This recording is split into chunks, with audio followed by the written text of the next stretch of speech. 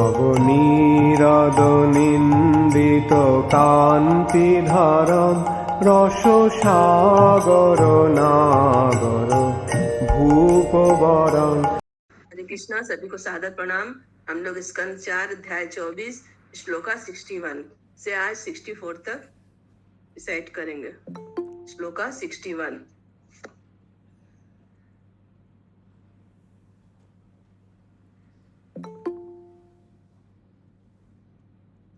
यो माया इदं पुरुरूपया सृजत् यो माया इदं पुरुरूपया सृजत् विभक्ति भूय क्षपयत् विगृह्य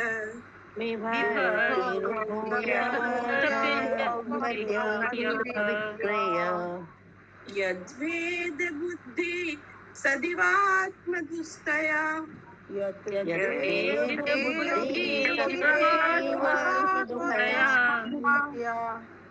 त्वम् आत्मतन्त्रं भगवन् प्रतीमहि।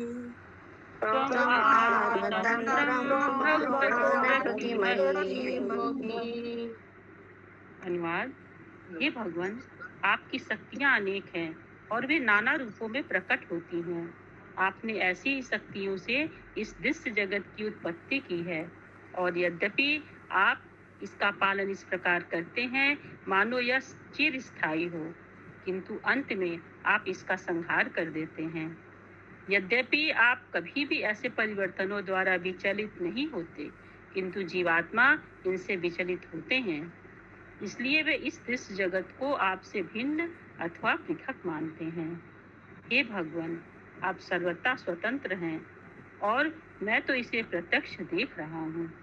ये शिव जी अभी भी प्रचेता लोग को भगवान की स्तुति करके बता रहे हैं कि भगवान की स्तुति कैसे करनी चाहिए। तात्पर्य। यहाँ स्पष्ट बताया गया है कि भगवान श्री कृष्ण की अनेक शक्तियाँ हैं जिन्हें 3 वर्गों में रखा जा सकता है: बहिरंगी शक्ति, अंतरंगी शक्ति तथा तटस्था शक्ति। दृश्य जगत भी भिन्न भिन्न है, जैसे यथा आध्यात्मिक जगत, वैकुंठ तथा भौतिक जगत। इसी प्रकार जीवात्मा भी भिन्न भिन्न प्रकार के होते हैं। कुछ बद्ध होते हैं और कुछ नित्य मुक्त। नित्य मुक्त जीवात्मा कभी भी भौतिक शक्ति के संपर्क में नहीं आते, किंतु इस जगत में कुछ जीवात्मा बद्ध होते हैं और वे अपने को परमेश्वर से विलग मानते हैं। भौतिक शक्ति के संपर्क में रहने से इनका अस्तित्व सदा संकट में रहता है। सदैव संकट में रहने के कारण बद्ध जीव भौतिक शक्ति को अत्यंत कष्टप्रद समझता है।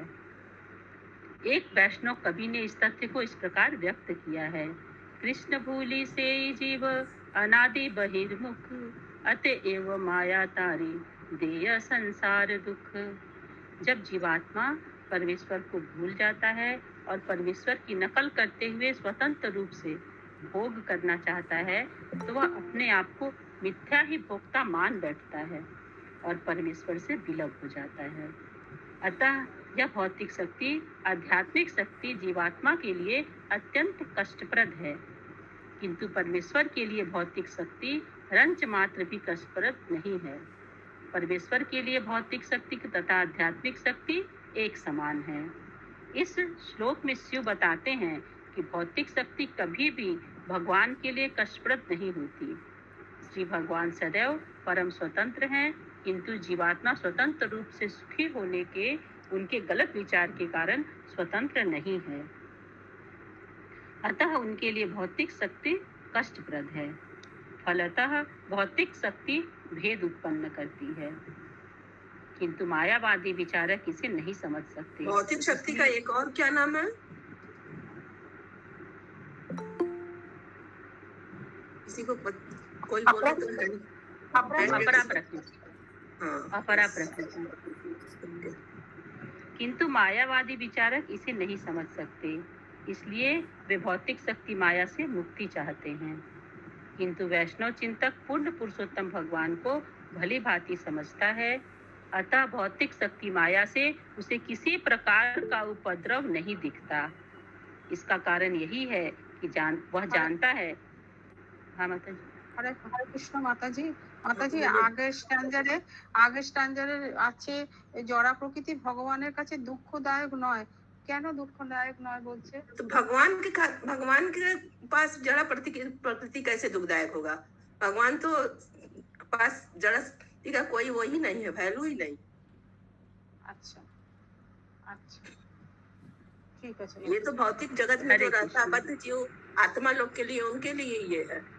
हरे कृष्ण माता जी। ऊपर वाला स्टेंजा जो है, पहला स्टेंजा तात्पर्य के बाद देखिए जो लिखा है ना, नित्य मुक्त भगवान जो है नित्य मुक्त जीव है, जीवात्मा है ना, जो कि भौतिक शक्ति के संपर्क में नहीं आते हैं, तो उनको भौतिक शक्ति से कोई फर्क नहीं पड़ता है।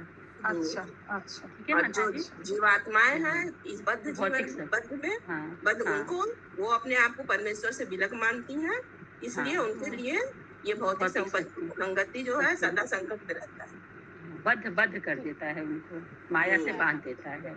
हाँ ठीक है माताजी, ठीक है। इसका कारण यही है कि इसका कारण वह जानता है कि भौतिक शक्ति का उपयोग श्री भगवान की सेवा में इस प्रकार किया जाए। सरकार का अपराध विभाग तथा प्रशासन विभाग भले ही नागरिकों की दृष्टि में पृथक पृथक प्रतीत हो, सरकार का अपराध विभाग अच्छा तथा प्रशासन विभाग भले ही नागरिकों की दृष्टि में पृथक पृथक प्रतीत होते हैं, किंतु सरकार के लिए तो दोनों विभाग एक जैसे हैं। देखिए कितना अच्छा तो उदाहरण है। मतलब जो अपराधी विभाग होता है और जो प्रशासक विभाग होता है वो दोनों अलग अलग होता है लोगों के लिए, लेकिन सरकार के लिए क्या होगा? दोनों एक ही समान भगवान है। अपराध विभाग भगवान के लिए जेल और जेल में रहने सरकार के लिए जेल और जेल में रहने वाले कैदी दोनों एक समान है। अपराध विभाग अपराधियों के लिए कष्टप्रद है, किंतु आज्ञाकारी नागरिकों के लिए नहीं। इसी प्रकार यह भौतिक शक्ति भले ही बद्ध जीव के लिए कष्टप्रद है, किंतु श्री भगवान की सेवा में लगे हुए मुक्त जीवों से इसका कोई सरोकार नहीं रहता। पुरुष अवतार महाविष्णु के माध्यम से पूर्ण पुरुषोत्तम भगवान ने इस समग्र दृश्य जगत की उत्पत्ति की है। केवल श्वास से ब्रह्मांडों की उत्पत्ति करके वे भगवान विष्णु के रूप में दृश्य जगत का सृजन तथा पालन करते हैं। तब संकर्षण रूप में वे उसका संहार करते हैं। विष्णु रूप में क्या किए? पालन किए, ब्रह्मांड का उत्पत्ति और पालन, सृजन और पालन, और संकर्षण रूप में उसका संहार करते हैं। फिर भी इस सृष्टि पालन तथा संहार के बावजूद श्री भगवान अप्रभावित निर्लिप्त बने रहते हैं। श्री भगवान के विभिन्न कार्यकलाप तुच्छ जीवों के लिए भले ही उद्विग्न करने वाले हो, किंतु सर्वाधिक महान होने के कारण श्री भगवान पर कोई प्रभाव नहीं पड़ता। भेद बुद्धि द्वारा दृष्टिहीन हुए बिना शिव या कोई भी शुद्ध भक्त इसे स्पष्ट देख सकता है। भेद बुद्धि द्वारा माता जी क्यों बोले यहाँ पे? भेद बुद्धि द्वारा मतलब भेद नहीं करेगा, भगवान और आत्मा में भेद नहीं करेगा, जो उसके लिए दृष्टिहीन कोई नहीं। तो ऐसा कोई भक्त होगा जो भगवान को और आत्मा परमात्मा को एक समझेगा, तो शिव जी जैसा कोई शुद्ध भक्त ही इसको स्पष्ट देख सकता है। भक्त के लिए श्री भगवान परमात्मा है, और चूंकि वे परम शक्तिमान हैं, अतः उनकी विभिन्न शक्तियां भी दिव्य होती हैं। भक्त के लिए कुछ भी भौतिक नहीं होता, क्योंकि भौतिक अस्तित्व का अर्थ है पूर्ण पुरुषोत्तम भगवान को भूल जाना। हरे कृष्ण। हरे कृष्ण।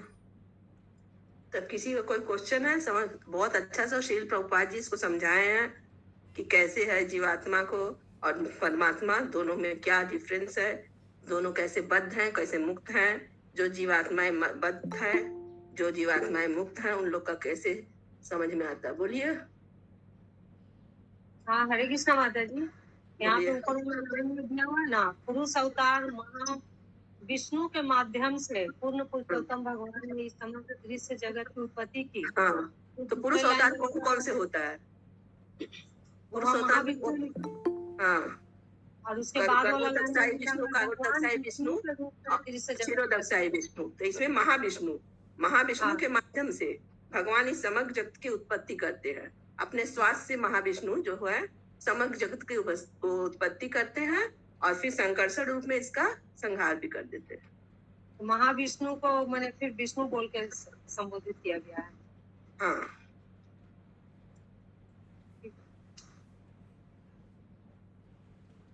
और किसी का कोई क्वेश्चन है?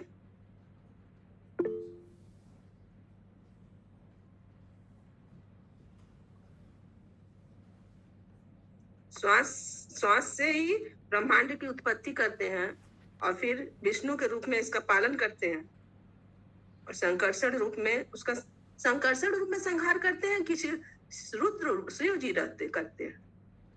यहाँ पे तो माता जी यही लिखा है, संकर्षण रूप में उसका संहार करते हैं। ये चीज हमको भी नहीं अरे समझ कृष्ण में माता, आया। यही बात नहीं समझ में आई है, तो रुद्र रूप में संहार करते हैं ना, शिव जी। संकर्षण है। हाँ, यहाँ असल में माता जी संकर्षण हम लोग पहले भी पढ़े हैं ना कि सबको भगवान के ही अलग अलग रूप है ना, ब्रह्मा विष्णु महेश।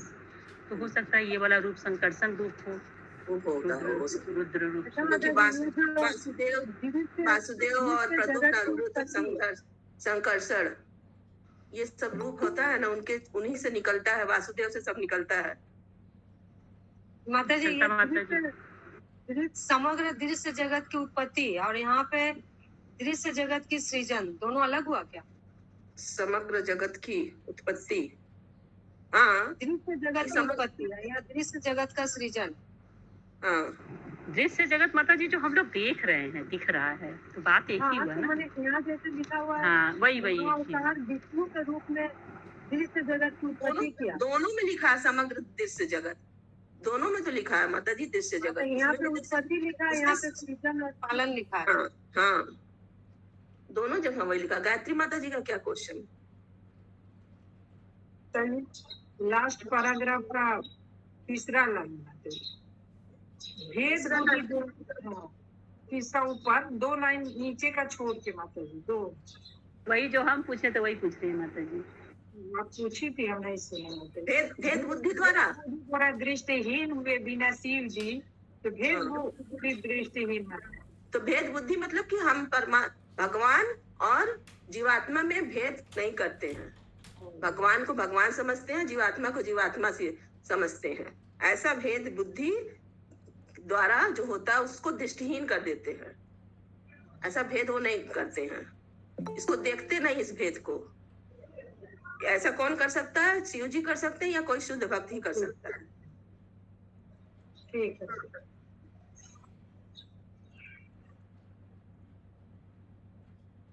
श्लोका 62 क्रियाकलाप इदमेव योगिना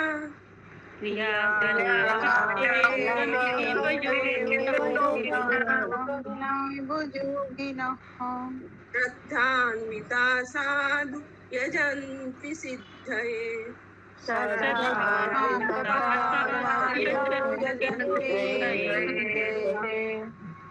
उतेन्द्रियान्त करणोपलिक्षितम्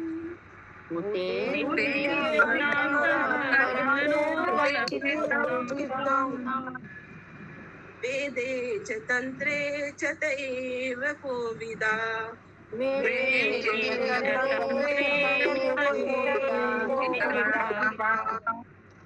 धन्यवाद।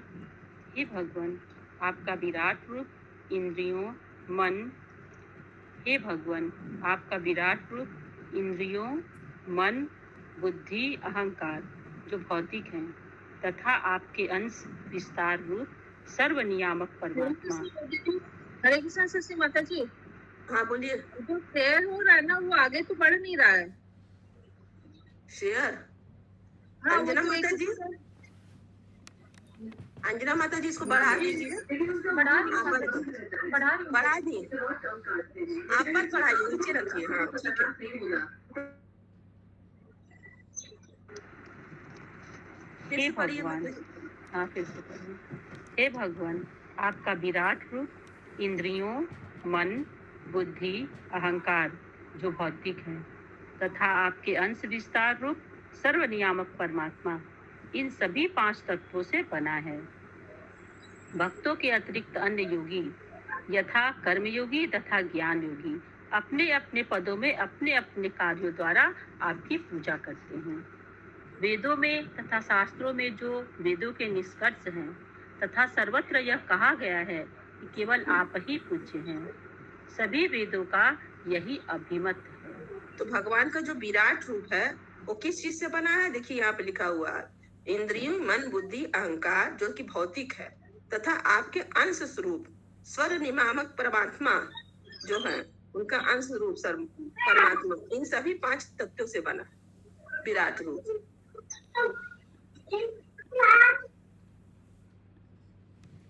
तात्पर्य पढ़िए। संतु माता जी एक बार फिर से रिपीट कीजिए ना, ये जो ये भगवान पांच तत्व बोली ना वो वाला। ये भगवान का विराट रूप जो है वो किस चीज से बना है? यहाँ पे देखिए लिखा हुआ है ना, इंद्रियों, मन, बुद्धि, अहंकार जो कि भौतिक है तथा आपके अंश रूप सर्व नियामक परमात्मा, ये जो विराट रूप के परमात्मा है वो किस चीज से बना है? ये लोग सभी 5 तत्वों से बने।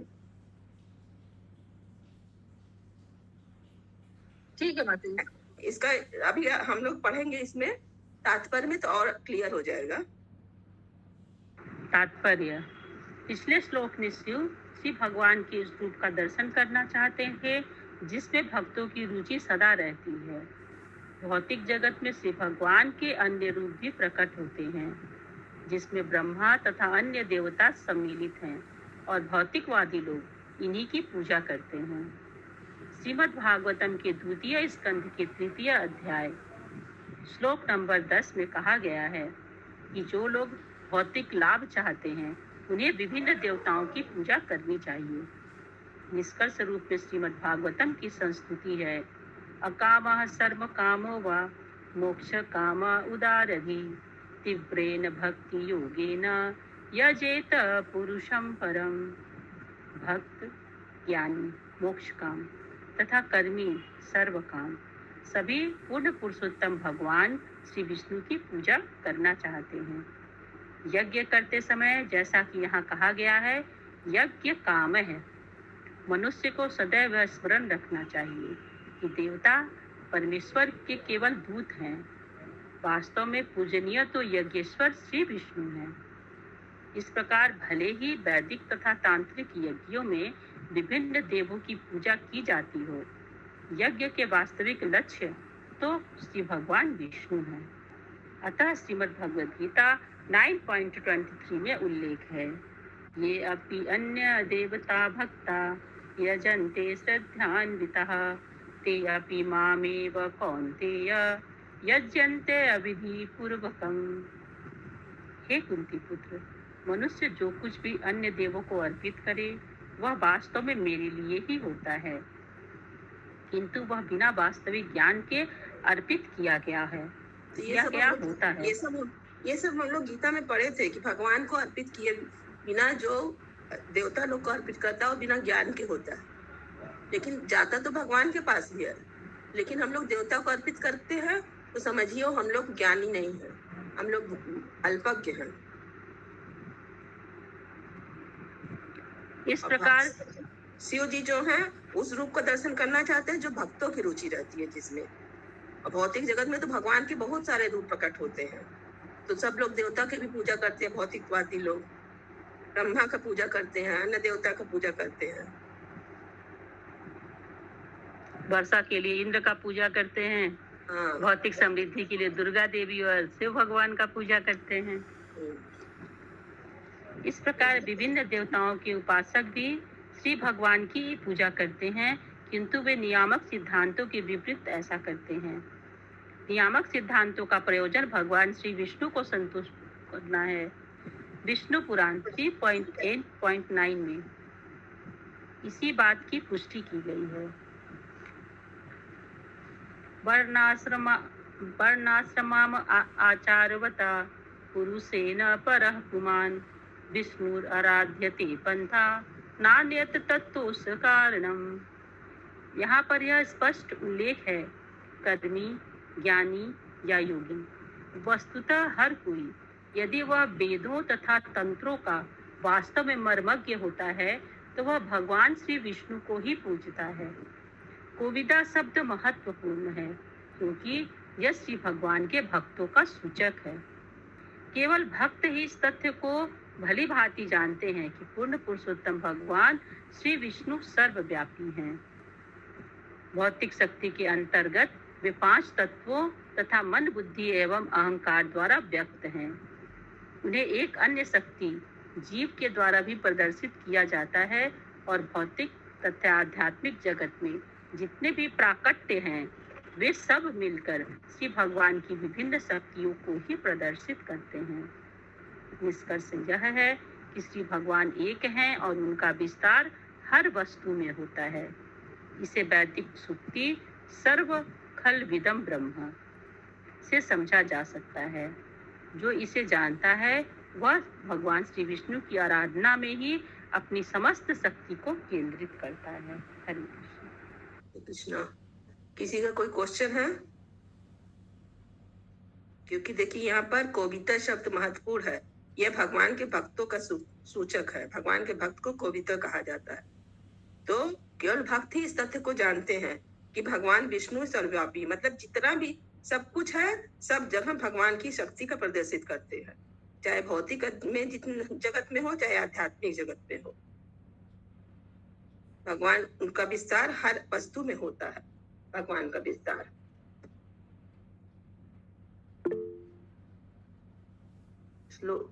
बोलिए माता जी। হরে কৃষ্ণ মাতাজি। এই চিৎ জগতের আগে আরেকটা লাইন আছে, আরো একটি শক্তির দ্বারা তিনি জড় জগতে প্রকাশিত হন, তা হচ্ছে জীবাত্মা। তা জীবাত্মার মধ্যে পরমাত্মা থাকেন, তার কথাই বলা হয়েছে কি? उन्हें एक अन्य शक्ति जीव के द्वारा प्रदर्शित किया जाता है। हाँ, तो एक मतलब जीव में भी तो परमात्मा है ना। हर एक जीव में भी, हाँ, हर एक जीव में परमात्मा है, तो उसको परमात्मा प्रदर्शित किया जाता है। और भौतिक तथा आध्यात्मिक जगत में जितना भी प्राकट्य है सब भगवान की शक्ति है। चाहे पेड़ में हो, चाहे अणु में हो, चाहे ये पशु पक्षी में हो, सब में तो है परमात्मा। तो यहाँ पे लिखा है तो वैदिक सूक्ति सर खल इदम ब्रह्म, मतलब सभी जगह भगवान है। ঠিক আছে, ওটাই জিজ্ঞেস করছি যে জীবের মধ্যে যে পরমাত্মা থাকে তার কথাই বলা হয়েছে এখানে। আচ্ছা, ঠিক আছে। श्लोका 63 त्वमेक आद्य पुरुष सुप्त शक्ति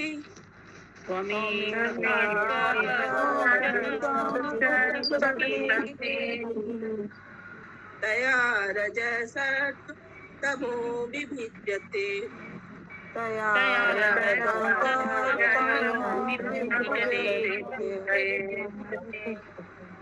महानां खं मरुदाग्निवार्धरा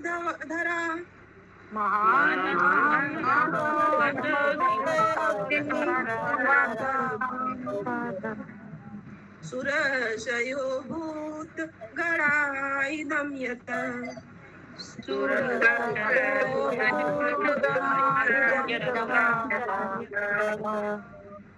अनुवाद। हे भगवान, आप समस्त कारणों के कारण एकमात्र परम पुरुष हैं। इस भौतिक जगत की सृष्टि के पूर्व आपकी भौतिक शक्ति सुप्त अवस्था में रहती है, किंतु जब आपकी भौतिक शक्ति गतिमान होती है तो आपके तीनों गुण सत्व, रज तथा तमोगुण क्रिया करते हैं। फलस्वरूप समष्टि भौतिक शक्ति अर्थात अहंकार, आकाश, वायु, अग्नि, जल, पृथ्वी तथा सारे विभिन्न देवता एवं ऋषिगण प्रकट होते हैं। इस प्रकार भौतिक जगत की उत्पत्ति होती है। तात्पर्य, यदि सारी शक्ति एक है अर्थात परमेश्वर या श्री विष्णु के अतिरिक्त और कुछ नहीं है, तो फिर निपुण आध्यात्मवादी क्योंकर इस श्लोक में दी गई कोटियों का उल्लेख करते हैं। विद्वान तथा विशेषज्ञ क्योंकर पदार्थ तथा आत्मा में भेद मानते हैं। इन प्रश्नों के उत्तर में शिव कहते हैं कि आत्मा तथा पदार्थ विभिन्न विचारकों द्वारा निर्मित नहीं है, अपितु श्री भगवान श्री विष्णु द्वारा उत्पन्न। क्योंकर का मतलब क्या हुआ? क्योंकर मतलब कि क्यों, एक बोलने का तरीका है। क्यों ही उसका मतलब है, यानी कैसे श्लोक में दिया गया। ठीक है। श्लोक में नहीं दिया हुआ क्यों कर तुम? आध्यात्मिक क्यों कर इस श्लोक में दी गई कोटियों का उल्लेख, मतलब निपुण अध्यात्मवादी जो है वो क्यों श्लोक में दी गई कोटियों का उल्लेख करते हैं, श्लोक में दिया गया है ना। ओके। इन प्रश्नों के उत्तर में शिव कहते हैं आत्मा तथा पदार्थ विभिन्न विचारकों द्वारा निर्मित नहीं है, अपितु श्री भगवान विष्णु द्वारा उत्पन्न किए जाते हैं, जैसा कि इस श्लोक में कहा गया है। त्वमेक आद्यः पुरुषः।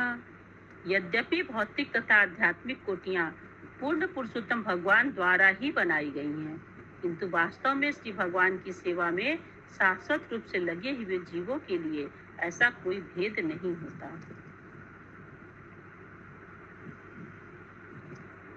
इसका मतलब नहीं समझ में आया। तो एक आद्य पुरुष पहला लाइन है।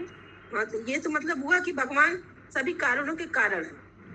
तो मैं आद्य पुरुष का मतलब या आप समस्त कारणों के कारण एकमात्र परम पुरुष है, इसका मतलब ये तो वास्तव में भगवान की सेवा में भौतिक तथा आध्यात्मिक कोटियां भगवान द्वारा ही बनाई गई है। हाँ, किंतु भगवान की सेवा में निरत जीवों के लिए ऐसा कोई विभेद नहीं होता है। भगवान की सेवा में जो लगे हैं उनके लिए कोई विभेद नहीं है, कोई भेद नहीं है, क्योंकि भौतिक है कि आध्यात्मिक है। और जो लोग भगवान की सेवा, हाँ, जो लोग भगवान की नकल करके भोक्ता बनना चाहते हैं, उसके लिए भौतिक जगत ही सब कुछ होता है। अच्छा, वो मतलब अपने पोस्ट से नीचे चले जाते हैं। वास्तव में यह भौतिक जगत सभी के सृष्टा आदि श्री भगवान की विस्मृति ही है। पदार्थ तथा आत्मा का अंतर श्री भगवान की सुप्त शक्ति का फल है। तो भौतिक जगत में सब लोग आके क्या करते हैं? भगवान को भूल जाते हैं, भगवान को भूल जाते हैं और पदार्थ और आत्मा का अंतर करने लगते हैं। तो भगवान की ये शक्ति का फल है, सुप्त शक्ति का फल होता है।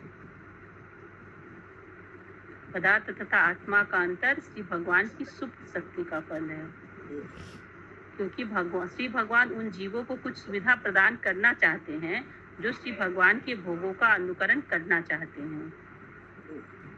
केवल ऐसे जीवों के लिए श्री भगवान की सुप्त शक्ति से इस भौतिक जगत की उत्पत्ति की गई है।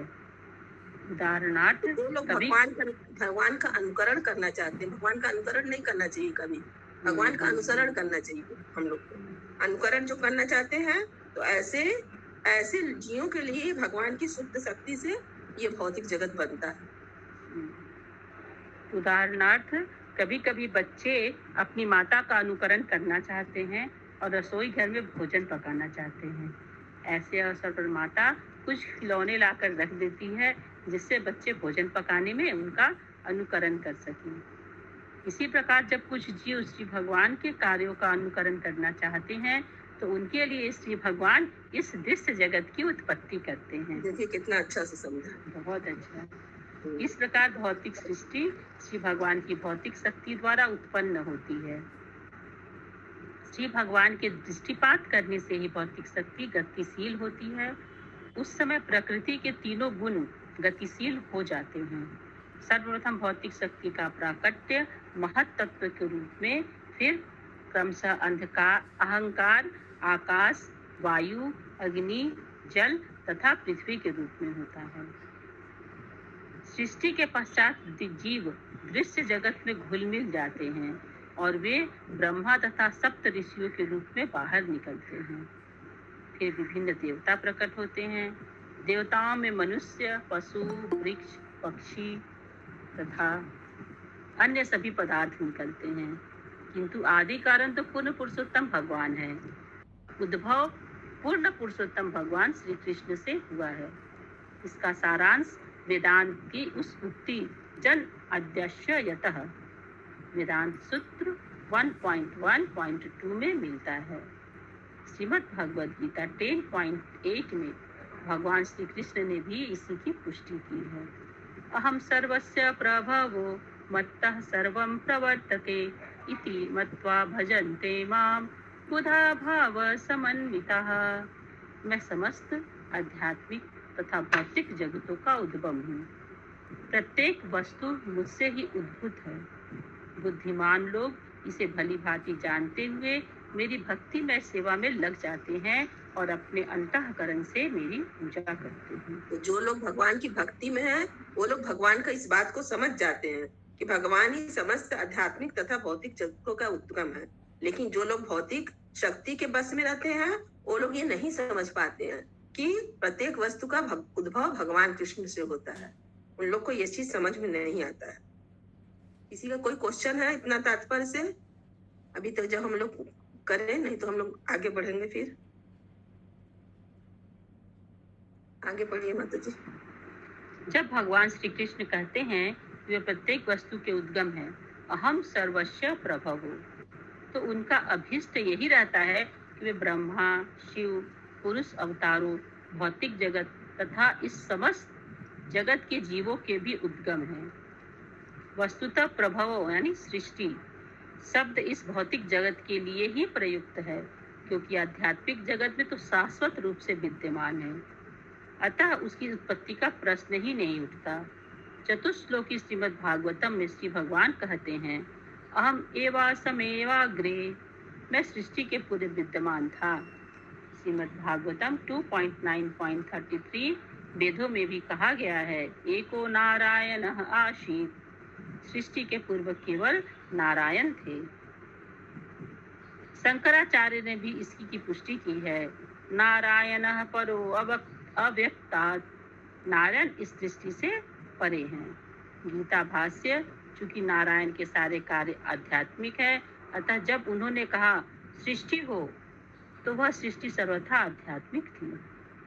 भौतिक शब्द तो उनके मनों में विद्यमान है, यह भूल गए हैं कि नारायण ही आदि कारण है। हरे कृष्ण। देखिए भागवतम में भी लिखा है कि ये, और अहम एवास में अग्रे, मैं सृष्टि के पूर्व विद्यमान था। ये हम लोग श्लोकालन किए थे, भूल गए। और ये सृष्टि के पूर्व शंकराचार्य ने भी लिखा है, उनका बुक है गीता भाष्य शंकराचार्य का। और चतुर्थ श्लोकी श्रीमद् भागवत में भी लिखा हुआ।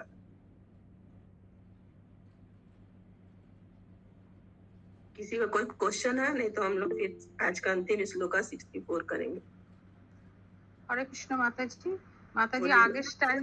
আগের স্ট্যান্ডারে যেখানে আছে কোনো জীব যখন ভগবানের কার্যকলাপের অনুকরণ করতে চায়, তখন ভগবান এই জগৎ সৃষ্টি করেন। हाँ, भगवान का अनुकरण करने से ही भगवान इस सृष्टि कर देते हैं कि जाओ तुम इस, जैसे बच्चे लोग समझाए ना बच्चा लोग को कि बच्चा लोग खाना बनाना चाहता है, तो माँ लोग क्या करती है, खिलौना ला के दे देती है, इसमें खाना बनाओ। तो जब भगवान का अनुकरण करना चाहती कि हम भगवान की तरह काम करें, भगवान ये भौतिक जगत बना दिए कि जाओ इसमें मालिक बन के रहो। আচ্ছা, মানে বলতে চাইছে যে জীবের জন্যই ভগবান জড় জগৎ जीव लोग चाहे कि हम भी भगवान की तरह बन जाए, मैं भी भगवान की तरह सबको देखूं, मैं उनका अनुकरण करूं। जैसे भगवान सबका ये कर रहे हैं, सबको ये वृक्ष पौधा पेड़ सब बना रहे हैं, वैसे वो लोग भी चाहे तो भगवान ये भौतिक जगत बना दिए, करो जितना करना है, इसमें इसी में फंसे रहो। अच्छा, ठीक है माताजी। बराबरी कहीं नहीं कर सकते ना, हम पेड़ लगा सकते हैं, लेकिन पेड़ के अंदर हमारा जान कहाँ आएगा, भगवान ही तो देंगे। तो खाली हम लोग उनका अनुकरण नहीं कर सकते, उनका अनुसरण कर सकते हैं। माने जैसे भगवान सब कुछ कर रहे हैं पृथ्वी पर, हम वैसे वैसे कर सकते हैं, लेकिन मेन काम जो है उसके अंदर जान डालना, वो तो सिर्फ भगवान के हाथ में है। ठीक है माताजी।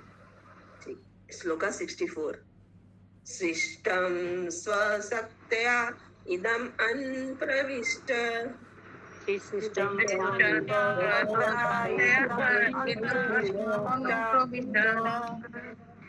चतुर्विधं दुर्मात्मसंअंशकेन,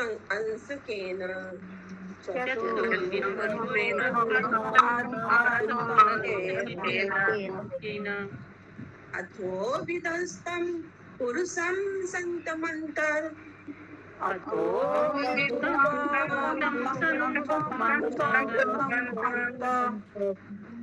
भुङ्क्ते ऋषिकै मधुसारथगम्य,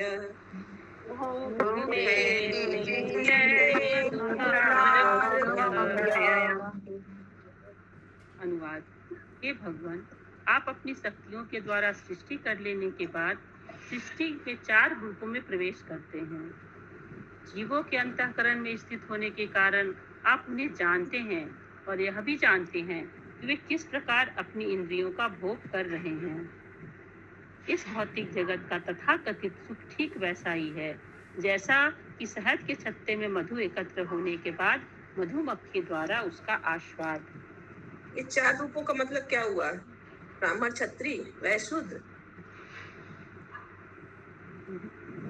देखते हैं हम लोग तात्पर्य में सृष्टि पढ़ते के हैं। 4 रूपों में, सृष्टि के हाँ। 4 रूपों में प्रवेश करते हैं। सृष्टि में 4 रूपों में हाँ, तो 4 तात्पर्य। रूप देखते हैं आगे। हाँ माता जी। यह दृश्य भौतिक जगत पूर्ण पुरुषोत्तम भगवान की बहिरंगी शक्ति का प्रदर्शन है और चूंकि निर्जीव पदार्थ स्वतः गतिमान नहीं हो सकता, इसलिए श्री भगवान स्वयं इस भौतिक सृष्टि में अपने अंश परमात्मा के रूप में प्रवेश करते हैं।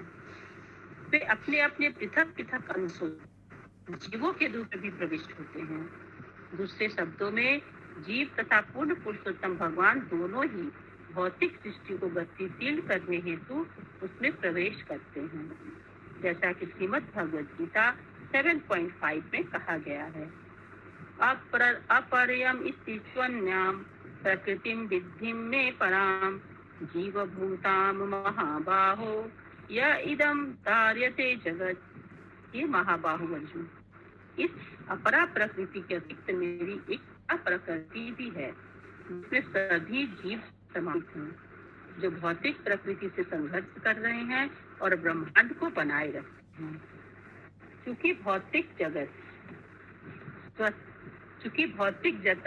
स्वतः कार्य नहीं कर सकता, अतः जीव 4 प्रकार के शरीरों में इसके भीतर प्रवेश करते हैं। इस श्लोक का चतुर्विधम शब्द महत्वपूर्ण है। इस जगत में 4 प्रकार के जीव उत्पन्न होते हैं। ये है जरायुज, भ्रूण से उत्पन्न, अंडज, अंडे से उत्पन्न, स्वेदज, स्वेद से उत्पन्न तथा उद्भिज, बीज से उत्पन्न। ये 4 प्रकार के जीव।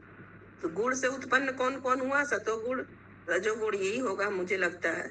अंडज से जो अंडा से उत्पन्न होते हैं, और स्वेद मतलब 4 तरह से जीव आते हैं संसार में। भ्रूण से, जैसे माता जी 4 तरह का गुण आते, फिर से पढ़िए। अच्छा, इस श्लोक का चतुर्विध शब्द महत्वपूर्ण है। इस जगत में 4 प्रकार के जीव उत्पन्न होते हैं। ये है जरायुज, भ्रूण से उत्पन्न, जैसे मनुष्य तो भ्रूण से आते हैं। अंडे से उत्पन्न, स्वेदज, स्वेद से उत्पन्न, जैसे इस पे जो निकलते हैं स्वेदज हमारे पसीना, यही बना स्वेदज।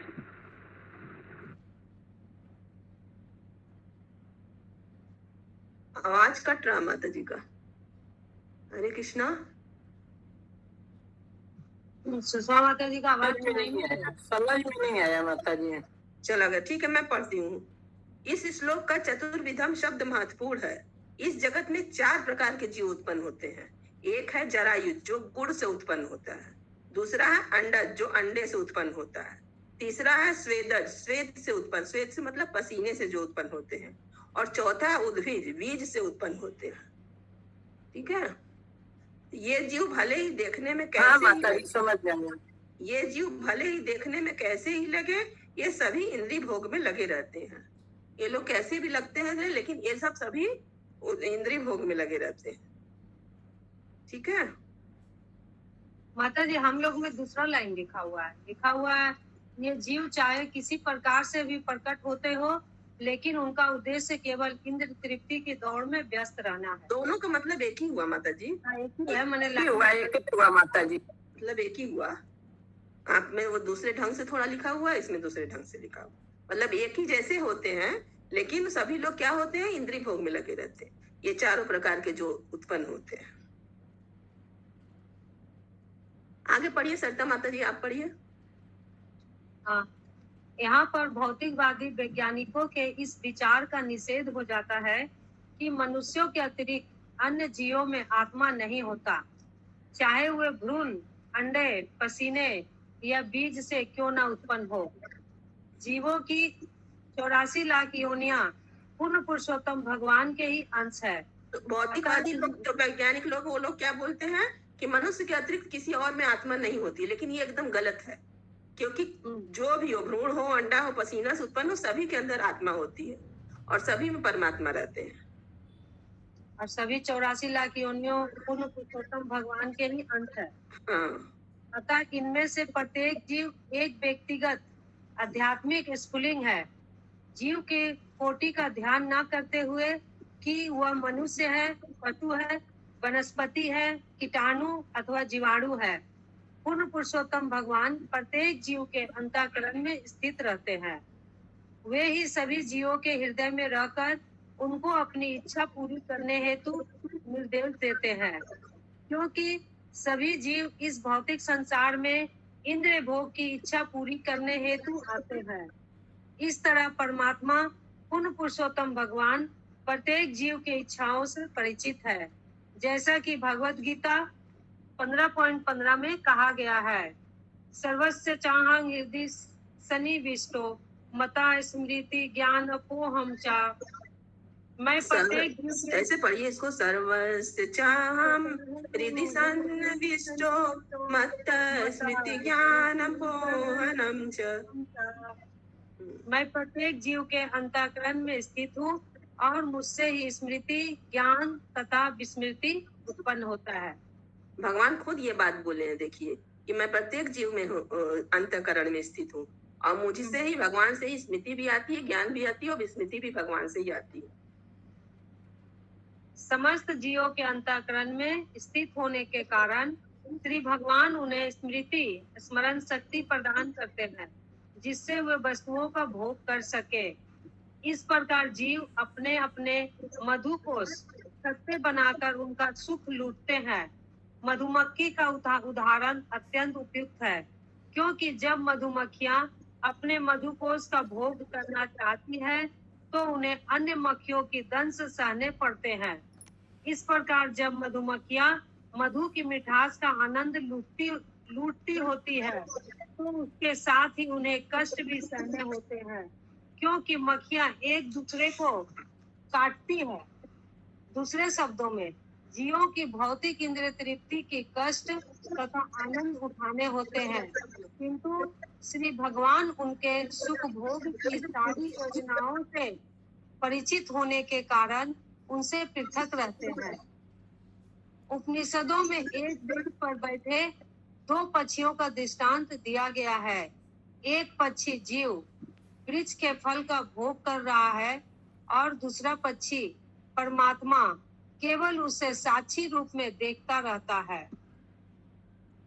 श्रीमद् भागवत गीता 13.23 में पूर्ण पुरुषोत्तम भगवान को परमात्मा के रूप में उपद्रष्टा, साक्षी तथा अनुमंता, अनुमति प्रदान करने वाला कहा गया है। इस प्रकार श्री भगवान जीवों की मात्र साक्षी बनकर उन्हें इंद्रिय भोग की अनुमति प्रदान करते हैं। इसके उपरांत वे परमात्मा ही है जो बुद्धि प्रदान करने वाले हैं, जिससे मधुमक्खियां छत्ता बनाती है, विभिन्न फूलों से मधु लाकर उसका संग्रह करती है और फिर उसका भोग करती है। यद्यपि परमात्मा जीवों से पृथक रहते हैं, किंतु उनके मनोभाव से परिचित होने के कारण उन्हें सुविधाएं प्रदान करते हैं, जिससे वे अपने कर्मों के अच्छे या बुरे फल को भोग सके। मानव समाज भी एक मधुकोश के समान है, क्योंकि प्रत्येक व्यक्ति विभिन्न स्रोताओं से मधु अथवा धन एकत्र करने तथा सबके सुख के लिए बड़े बड़े साम्राज्य बनाने में व्यस्त रहते हैं, किंतु साम्राज्य बन जाने पर अन्य राष्ट्र अपना दंशन प्रारंभ करते हैं। कभी कभी वे परस्पर युद्ध छेड़ देते हैं और तब मनुष्यों को मधुकोश दुख के मूल बन जाते हैं। यद्यपि मनुष्य अपने इंद्रियों के मधु को भोगने हेतु अपने अपने मधुकोश निर्मित करते हैं, किंतु उसी के साथ वे अन्य व्यक्तियों अथवा राष्ट्रों के दंशन को भी सहते हैं। परमात्मा के रूप में पूर्ण पुरुषोत्तम भगवान इन सारी गतिविधियों को देखते रहते हैं। निष्कर्ष यह है कि श्री भगवान तथा जीव दोनों ही भौतिक जगत में प्रवेश करते हैं, किंतु परमात्मा पूज्य है क्योंकि उन्होंने ही भौतिक जगत में जीवों की सुख की व्यवस्था की है। किंतु भौतिक जगत होने के कारण बिना मादकता के कोई भी जीव किसी प्रकार का सुख नहीं भोग सकता। भौतिक सुख का अर्थ ही है मादकता, जबकि आध्यात्मिक भोग का अर्थ है पूर्ण पुरुषोत्तम भगवान के संरक्षण में विशुद्ध आनंद। हरे कृष्ण। हरे कृष्णा। श्रीमद् ग्रंथ भागवतम की जय। शील प्रभुपाद की जय। जय।